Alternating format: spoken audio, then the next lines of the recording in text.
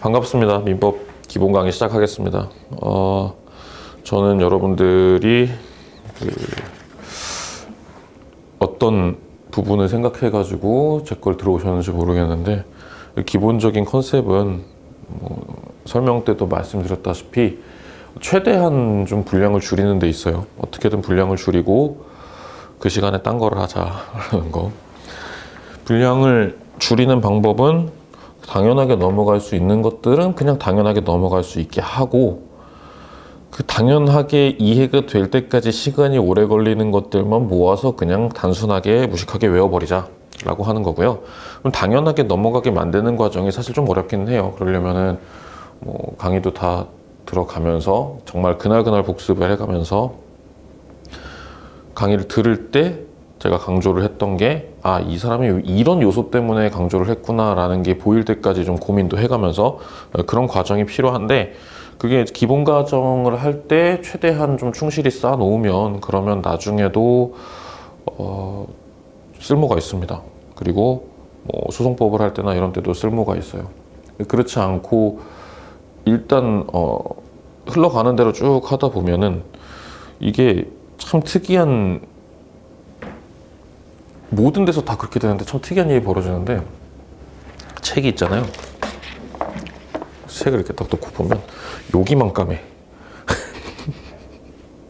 많은 수험생들이 느끼는 부분 중에 하나일 텐데, 자기가 공부한 책들을 이렇게 딱 놓고 봤을 때 여기는 그래도 손때가 많이 묻어 있고 여기는 비교적 그게 좀 깨끗하고 이런 효과들이 많이 벌어질 때가 있습니다. 왜냐면 처음에는 열심히 하려고 했었는데, 보려고 했었는데 갈수록 진도가 막 밀리고 막 그래요. 진도 막 밀리고 그래가지고 그거를 극복하는 데 시간이 오래 걸리고, 그 다음에 또 민법은 대부분 보면은 총칙 나오고 물권 나오고 채권 나오고 이런 식으로 진행이 될 거예요. 저도 그렇고 다른 선생님들도 그렇고 조금 순서를 바꿔가지고 먼저 했으면 좋겠다 싶은 걸 먼저 하는 경우도 있는데, 일반적으로는 앞에서부터 순서대로 딱 나간단 말이에요. 근데 총칙이 제일 어려워요. 제일 어렵기도 하고 제일 일반적이지 않은 그런 얘기가 나와요. 그러니까 총칙에서 말하는 총, 이게 전체 총 이거거든요. 그러니까 이게 쉽게 말하면은 일반적인, 제네럴한 이라고 해야 되는데, 총칙 나오는 사례들 보면 다 되게 특이한 사례들. 앞에서부터 뭐가 나오냐면 막 미성년자 나오죠.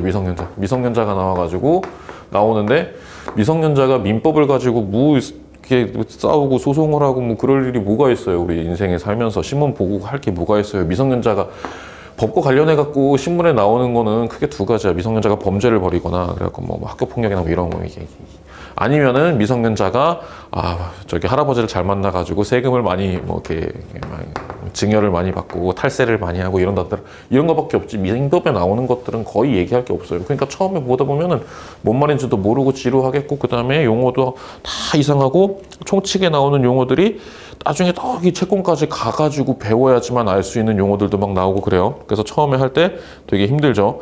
꾸역꾸역 공부를 해가지고 진도를 맞춰서 했다 하더라도 앞에서부터 정리가 안 된 이상 그냥 다 이렇게 대충 모여만 있는 거예요. 그 옛말에 구슬이 서말이라도 깨어야 보배라고, 아니 서말이 아니라 한 말만 되더라도 꿰 수 있으면 괜찮은데 그냥 다 쌓여 있고 꿰지 못하면, 그러면 이게 끝까지 뭐가 뭔지 모르겠다 라고 해서 그렇게 했는데도 불구하고 붙는 애들은 뭐냐, 그럼 걔네들은 좀 암기력이 남들보다 특출나게 좋은 애들이다, 이런 결론에 도달을 하게 되죠. 여러분들이 암기력이 다른 사람들보다 특출나게 좋은 사람들이라고 하면은 이제 그거에 맞춘 공부 방법을 지금까지 해왔을 거예요.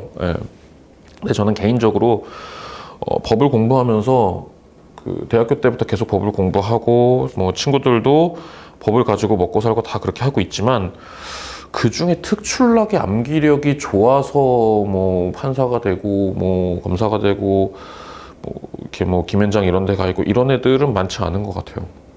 제가 봤을 때 특출난 암기력을 갖고 간다기보다는 어느 순간에 얘네들이 이제 맥을 뚫은 거예요.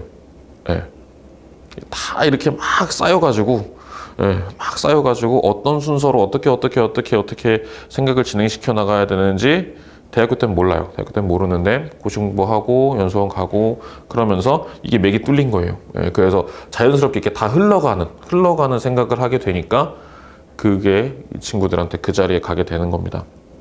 물론 수험이라는 게 그렇게 뭐 모든 것을 논리적으로 다 체계를 정립해야지 되는 건 아닌데, 그래도 어느 정도 되게 되면 그 다음에는 상대적으로 효율성이 생겨버리죠. 그렇죠? 매번 보지 않고 뭐 2번에 한 번씩 또는 3번에 한 번씩만 보고 넘어가도 여기는 안 틀린다, 이런 게 생깁니다. 그거를 하는 작업이 이 작업이고요. 여러분들이 지금 기본 과정을 저랑 하는데, 기본을 듣고 다른 과정들은 뭐 다른 선생님이랑 하게 될 수도 있고 다른 학원을 갈 수도 있고 아니면은 1년 동안 계속 같이 할 수도 있어요. 근데 제가 1년 동안 뭐 저랑 하든 다른 선생님한테 가든 항상 강조하는 게 뭐냐면요, 그 공부가 아니고 시험 공부를 잘하는 사람의 특징은 여러 가지가 있겠지만 그 중에 되게 중요한 게 뭐냐면, 내가 뭘 잘하고 내가 뭘 못하는지 명확하게 아는 사람이 유리해요. 네. 그래서 1년 동안 계속해서 우리가 공부하면서 만들어야 되는 게 뭐냐면은 자기 체크를 하는 거예요, 항상. 네. 아니, 네모가 아니지. X지, X.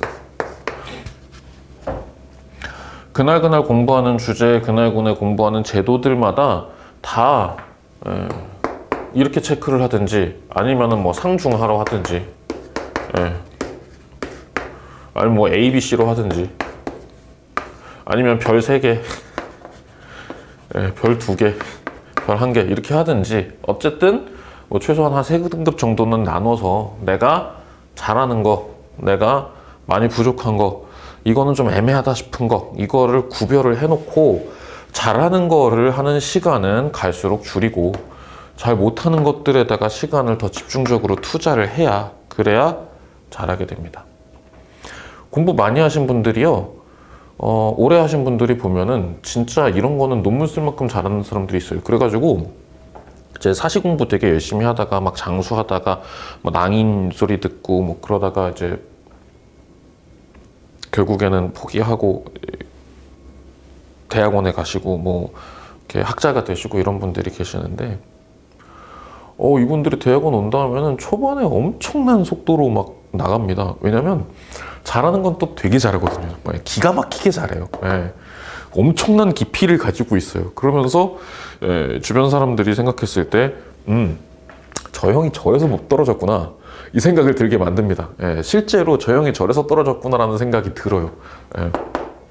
그런 분들이 정말 장수하신 분들 중에 되게 많아요. 근데 또 막상 그렇게 해가지고 학위 금방 따고 논문 금방 쓰시고 이렇게 해가지고 또 금방 자리 잡는 분들도 의외로 많이 계세요. 오히려 그게 또 그래가지고 이게 법대가 갖고 있는 되게 특이한 어떤 그런 안 좋은 거였는데, 옛날에는 어렸을 때 미리부터 공부하겠다고 대학원 간 사람이랑 중간에 이제 사시하다가 안 돼갖고 들어온 사람들 중에 보면은 안 돼갖고 들어온 사람들이 더 먼저 잘 풀리는 경우가 있어요. 왜냐면 얘네들은 학교 일, 교수님 일 하면서 계속 종노릇하고 노비노릇 하면서 그러면서 시간이 줄줄줄 흘러가는데, 이분들은 어느 순간 와가지고 금방금방 성과 내고 실적 내가지고 이렇게 가거든요. 그래서 나중에 보면은 이 형들 바보 아니야? 이런 생각도 들고 그래요. 그러던 시절도 있어요. 근데 이렇게 공부하면 어쨌든 우리는 시험 공부하는 거기 때문에 절대 안 됩니다. 아는 거에다가 보는 시간을 계속해서 줄이고 집중해서 줄이는 거예요. 이걸 왜 해야 되냐면, 수험에서 제일 또 중요하게 강조되는 게 뭐냐면 회독이잖아요.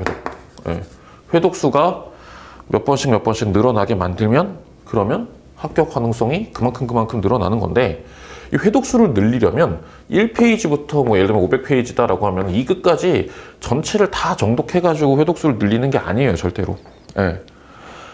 맨 마지막에 가면은 뭐 시험 한 달 전 또는 보름 전 정도가 되면은 하루에 한 과목 이상을 보게 됩니다. 빨리 보시는 분들은 오전 타임에 한 과목, 오후 타임에 한 과목, 저녁 타임에 한 과목 해갖고 하루에 한 3과목 정도를 1회독을 날려버릴 수 있는 게 되는데, 그럼 그 사람들이 이 500페이지 되는 거를 전부 다 꼼꼼히 보고 앉아있느냐? 그렇지 않아요. 그 챕터에서 나오는 챕터 보고 그 다음에 뭐 예를 들면은 조문이 나왔다 또는 판례가 나왔다 라고 했을 때 그때 머릿속에서 아는 거예요. 아, 이 주제는 이거다. 이거는 대충 내가 이렇게 해서 패스. 기억 다 나니까 패스. 예. 끝까지 나를 괴롭히던 애들이 있을 거 아니에요. 그런 데서 한 번 더 짚고 한 번 더 보고 넘어가고, 그래서 여기서 나왔을 때 쉽게 풀 수 있게 하겠다. 이 작업을 미리부터 하는 겁니다. 시험 전주에 뭐 한 반나절 안에, 뭐 오전 시간 중에, 뭐 오후 시간 중에 이렇게 해가지고 하루에 한 번 또는 반일에 한 번이라도 볼 수 있는 그런 걸 만들기 위해서 처음 기본 강의 때부터 여러분들이 복습할 때 요거를 만들어 두세요. 그래서 기본 강의 때 이렇게 한번 하고, 그 다음에 객관식 강의를 저는 먼저 합니다. 다른 선생님들이랑은 좀 차이가 있는데 저는 그냥 문제부터 때려봐라 라는 주의가 있어요. 그래갖고 객관식 강의를 들으면서 또 그 작업을 하죠. 그러면 기본 강의 때 요거 정리해 놓은 거랑 객관식 강의 때 이렇게 딱 정리해 놓은 거를 두 개를 같이 이렇게 보관을 하고 있는 게 좋아요. 그러면 어쨌든지 간에 이 O 영역에, 상 영역에 있는 것들이 늘어날 거거든요. 그 다음에 또 다음 과정을 듣거나 아니면 혼자